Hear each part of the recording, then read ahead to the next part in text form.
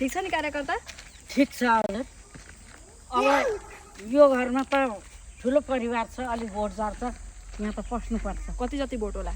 भरे त त्यहाँ त परिवार त ठुलो छ, 10 भोटसम्म आउन सक्छ। हो र? जाउँ न त, लो जाउँ। 10 भोटसम्म आउन सक्छ। कार्यकर्ता के साह्रो बुढो औलासँग छिटो हिँडौँ न। अब यस्तै हो नि, ढिलो न ढिलो हिँडेर हुन्छ। प्रचार प्रसार गर्ने समय कहिले 21 गते आइसक्यो, यसो ढिलो गरेर त हुँदै हुँदैन। होइन के गर्नुभएको नेताज्यू? पखाए एकछिन। के गर्नुभएको तपाईँले? अनि है हाम्रो जग्गामा आएर अहिले के गर्नु खोज्दै हुनुहुन्छ हौ? यो चाहिँ खास गरी भन्नुपर्दा अब चुनाव सकेको भोलिपल्ट यो ठाउँमा ट्रेन कुदाउनु छ, रेल कुदाउनु छ। ए अनि नेताज्यू हेर्नु त, अनि चप्पल लाएर आउनुभएको त अनि तपाईँले? चप्पल त अब आफू त भुइँ मान्छे परियो, मात्र ध्यान कता जान्छ भने कताबाट विकास गरौँ, कताबाट परिवर्तन ल्याउँ भन्नेतिर ध्यान जान्छ। अनि यस्ता जुत्ता चप्पलको खासै याद गरिँदैन क्या। साँच्चै हो त नेताज्यू? अनि यहाँ सुन्नुहोस्, अब यहाँनिर सरर रेल चलाउने हो। त्यो हुँदाखेरि अहिले म नाप्दैछु, पूर्वदेखि पश्चिमसम्म रेल पुर्याउने हो। त्यो हुँदाखेरि अहिले मैले सरर नाप्दैछु। ढुक्क आउनुहोस्। साँच्चै हो नि? चुनाव जितेको मैले चौथो दिनदेखि यहाँ रेल सरर तपाईँको बारीबाट हुँदै हुँदै हुँदै पश्चिम पुग्छ। हुन्छ हुन्छ, लु ढुक्क हुनुहोस् नेताज्यू, भोट तपाईँलाई नै दिने यसपालि। दिने हो नि? कति मत छ घरमा? 10 हो? अनि 10 मत छ। पुरै सबैजनाले तपाईँलाई नि दिने यसपालि। धन्यवाद। हस्। के नेताज्यू फेरि के गर्न आँट्नु भएको? उता त रेल कुदाउने हो, अनि यहाँ चाहिँ के गर्न आँट्नु भएको त? यहाँ चाहिँ हाम्रो पहिलीमा सुत्नु भएको छ। के होला यस्तो नेताजीको? के आयो अचेल नेताहरूको यस्तो पारा? म चाहिँ यहाँको गहिराई नाप्दैछु।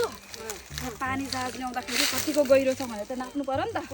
पानी जहाजको लागि यहाँको गहिराई म नाप्दैछु। कता कता पानी जहाज ल्याउने हो, साना ल्याउने हो कि ठुला ल्याउने हो, म सब यहाँनिर चेक जाँच गर्दैछु। ल ठिक छ। ल यो पनि ढुक्क यसपालि चाहिँ हाम्रो पहिलीमा नि पानी जहाज कुद्ने पर्यो। ल त्यसो भए लु बल्ल ढुक्क ल, खुसी लाग्यो। ल अब चाहिँ भोट चाहिँ झन् पक्का भयो।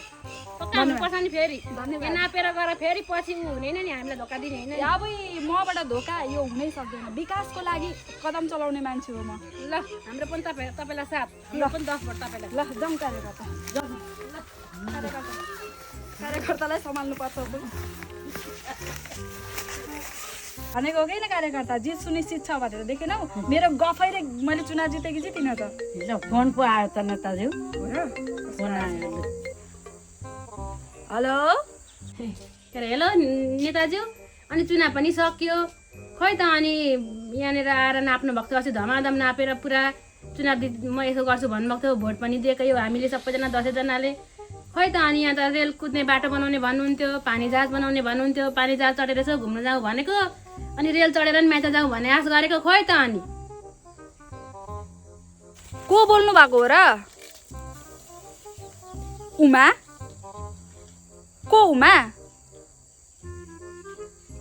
ए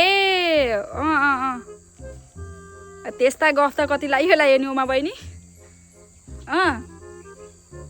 त पछि पछि गरौँला न, के छ र? ती पनि गर्ने कामै हुन्, म गर्छु होइन। अब यो चुनावमा भएन भने अर्को चुनावमा गरौँला। त्यही जिद्दी नगर न बहिनी। ल बहिनी, यहाँ नेटवर्क रहेनछ हो, नेटवर्क राम्रोसँगले टिपेन। गयो गयो गयो गयो गयो। यस्ता मुला हैरान लाउँछन् यिनीहरूलाई।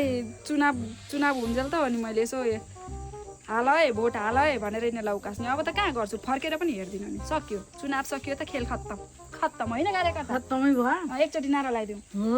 हो जय डोको, जय डोको, जय